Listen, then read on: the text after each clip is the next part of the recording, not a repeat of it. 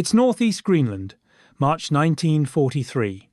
Marius Jensen sees smoke where there shouldn't be smoke. Jensen is a Danish hunter, part of a 15-man patrol scattered across 1,000 miles of Arctic coastline. He's travelling with two Greenlandic Inuit, Mikael Kunak and William Arke, and they've just reached Sabine Island when they spot it, a thin line rising from a hut that should be empty. Then they see the footprints, boot heels, heading in a direction no trapper would go. They don't report it. They make camp at a nearby hunting shack to observe. This is a mistake. That night, the dogs start howling. Germans are approaching with submachine guns. Jensen, Kunak and Arke scramble up the hill behind the hut and disappear into the darkness, leaving behind their sleds, their gear and their dogs. They've just discovered a Nazi weather station. What happens over the next 15 months will end with 160,000 Allied troops landing on the beaches of Normandy in a weather window the Germans never saw coming. But to understand why Nazis were building weather stations in Greenland, you have to see what the war had become. Greenland looks like the kind of place nothing ever happens. Ice, rock, long stretches of silence, small communities scattered along a harsh coastline, no capitals, no factories, no reason for anyone to care. If you were asked in 1939 whether this place would matter in a world war, you would almost certainly say no. But Hitler needed it, because by 1941, the war had become something where the side that noticed first would win. And Greenland was where noticing began. This isn't a story about weather stations, it's about what happens when a global war outgrows the maps it started on. At the start of the war, Germany fought the kind of war it understood. Fast advances, armies on land, capitals falling, one after another.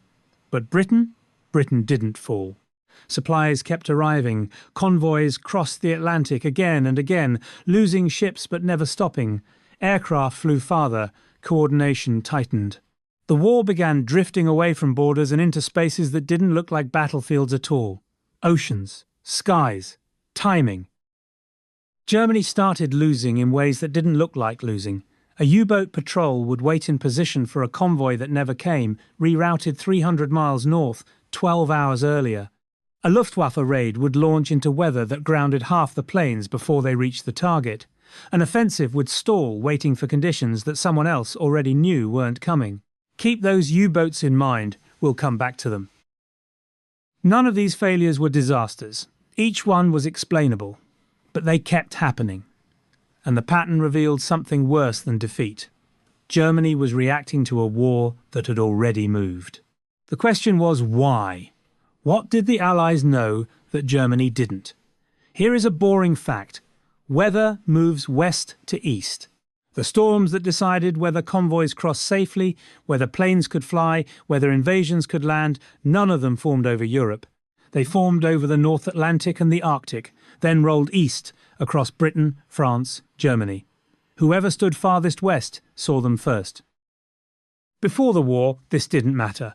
Weather data was shared internationally. German forecasters had access to reports from Canadian ships, American stations, North Atlantic observers. Everyone saw the same information. By 1940, that was over. The Allied blockade didn't just cut off steel and oil, it cut off data. Germany was sealed into a bubble stretching from Norway to occupied France, trying to predict weather that had already passed over enemy territory.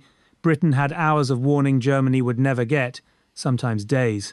This is where Greenland enters not as a battlefield, but as a clock. Conditions that would reach Europe in 48 to 72 hours were already visible there.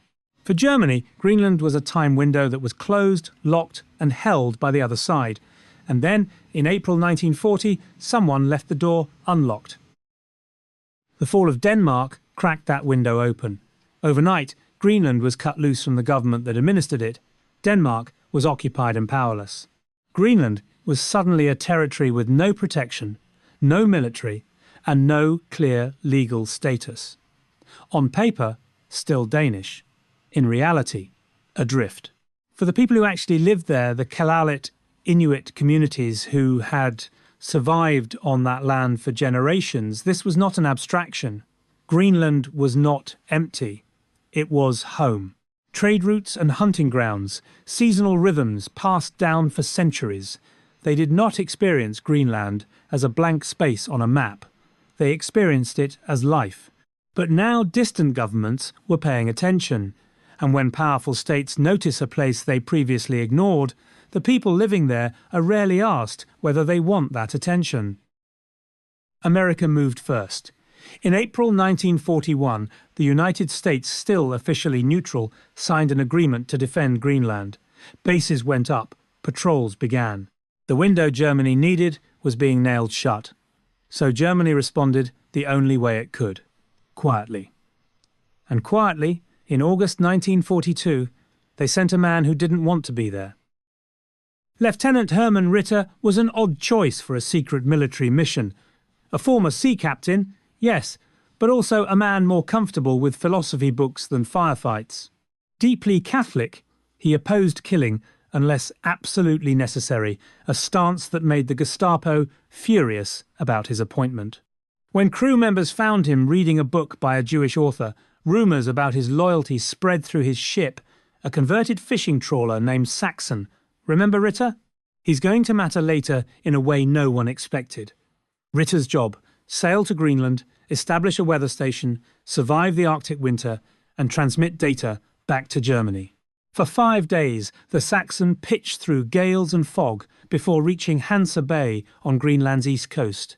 17 men, one mission, no backup. As soon as the Saxon froze into the ice, his men got to work. They built a hut on shore, strung telephone cables across the ice, cut down the ship's superstructure with torches and mounded snow around the hull, so it would look, from the air, like just another hump of sea ice. For 7 months, it worked. Station Holzager Wooden Eye sent over 1,500 weather reports back to Germany. Each report was a small advantage. A convoy rerouted too late, a bombing raid launched into clearing skies, a U-boat positioned in the right place at the right time. No one found them. Until March 1943, until Marius Jensen saw smoke. So now you know what Jensen stumbled into. But what happened after he escaped into the darkness? The Germans chased the sledge patrol. They burned down the patrol's headquarters at Eskimones. They captured 2 patrolmen. One of them was Jensen's friend, Eli Knudsen. On March 26th, Knudsen was travelling by dog sled when the German patrol spotted him near Sandodden. Lieutenant Ritter, the philosophy reader, the man who opposed unnecessary killing, ordered his men to shoot the dogs. Just the dogs. Strand him, don't kill him. But machine guns don't discriminate.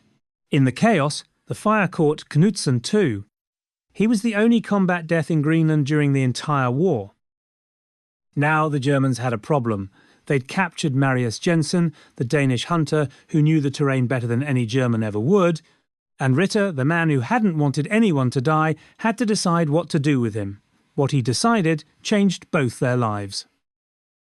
Ritter made Jensen guide him north to scout new locations for weather stations. They travelled together for weeks, captor and prisoner, crossing ice fields, sharing the same brutal conditions. And somewhere along the way, Jensen started playing on Ritter's conscience. When the German raiding party headed for the sledge patrol's fallback position at Ella Island, Jensen gave them directions that led through deep snow and difficult terrain. He knew a faster route. He took it himself. Jensen reached Ella Island first. The patrol had already evacuated south. So Jensen faced a choice: keep running or do something that made no tactical sense whatsoever. He went back. 70 miles across the ice, back to where he'd left Ritter. The German officer had been abandoned by his own men left behind when the raiding party moved on without him. Jensen could have let him freeze. The man's soldiers had killed his friend. No one would have blamed him. Instead, Jensen brought Ritter south to Scoresby Sound and handed him over to the Americans. Years later, Ritter would say that Jensen had saved his life. He doubted the German party would have done the same for him. This was the war for Greenland. Dog sleds against U-boats, hunters against technicians, a Catholic naval officer reading philosophy while his meteorologists took temperature readings in the polar dark. Germany kept trying to establish weather stations. Station Baskeiger on Shannon Island. Station Edelweiss II, which operated undetected for months in 1944 while search parties combed the coast looking for it. The sledge patrol kept finding them. But Germany could never build enough stations. Each one required a U-boat for resupply, a U-boat that wasn't hunting convoys. Each team was a handful of men against a coastline stretching 27,000 miles. Germany was trying to watch an ocean through a keyhole. The sledge patrol could cover ground, Germany couldn't. Notice changes, Germany couldn't. Survive conditions, Germany couldn't. The same skills that had kept Inuit communities alive for generations now kept Germany blind. And that blindness was about to cost them everything. June 4th, 1944. 15 months after Jensen discovered Station Holz, the largest invasion force ever assembled is waiting in Portsmouth Harbour. Over 5,000 ships, 13,000 aircraft, 160,000 troops ready to land on the beaches of Normandy. But the weather is terrible.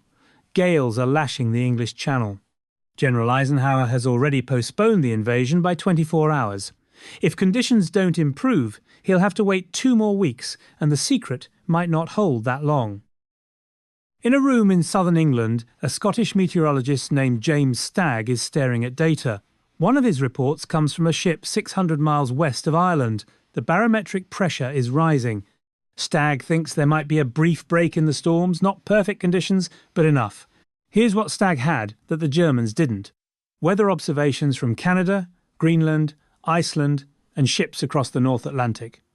Data from stations the sledge patrol had protected. A network stretching thousands of miles west, exactly where weather comes from. The German meteorologists saw the same storms hitting the Channel, but they couldn't see what was behind them. They predicted gale force winds would persist until mid-June. Their commanders believed them. Field Marshal Rommel was so confident the Allies wouldn't dare attack that he left his post and drove home to Germany. He wanted to give his wife a birthday present, a pair of shoes he'd bought in Paris. At 4:15 in the morning on June 5th, Stagg told Eisenhower the weather would clear just enough. Eisenhower gave the order, "OK, let's go." On June 6th, the Allies landed at Normandy. The weather was rough, cloud cover scattered paratroopers, waves swamped landing craft, but by noon the skies cleared, exactly as Stagg predicted.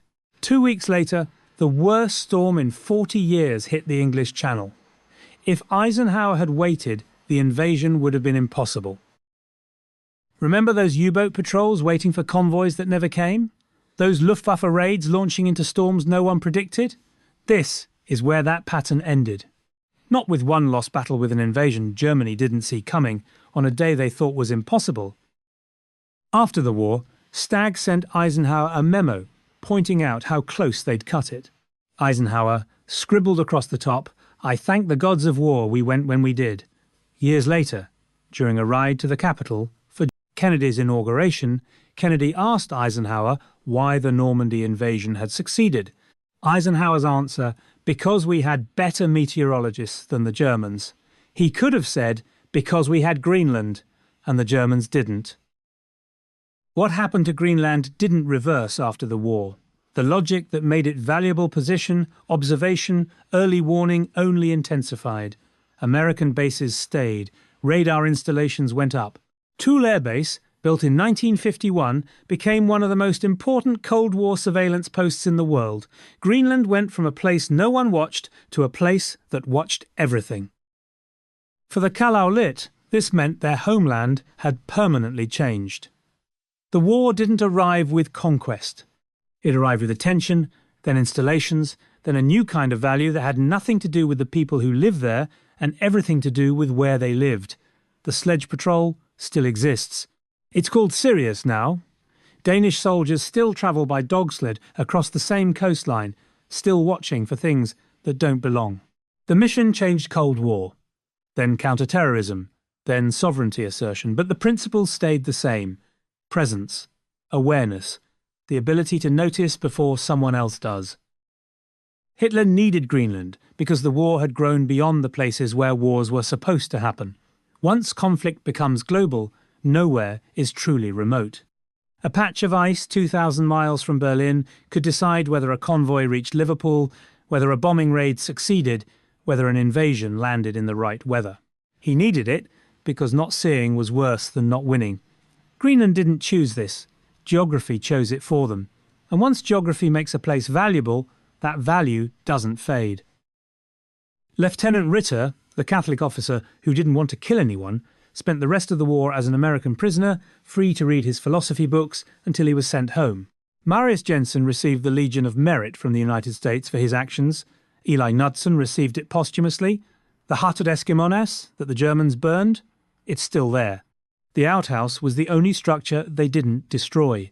The Arctic preserved everything else frozen in time, exactly as it was the night Jensen's dogs started howling. The Germans who built weather stations on Greenland's coast weren't trying to conquer anything. They were trying to see. The hunters who found them weren't trying to fight a war. They were protecting home. But both understood the same thing. In a world where information decides outcomes, the worst thing you can be is blind. Greenland showed that even the quietest places could no longer be left alone. And once that rule takes hold, no place is truly silent again.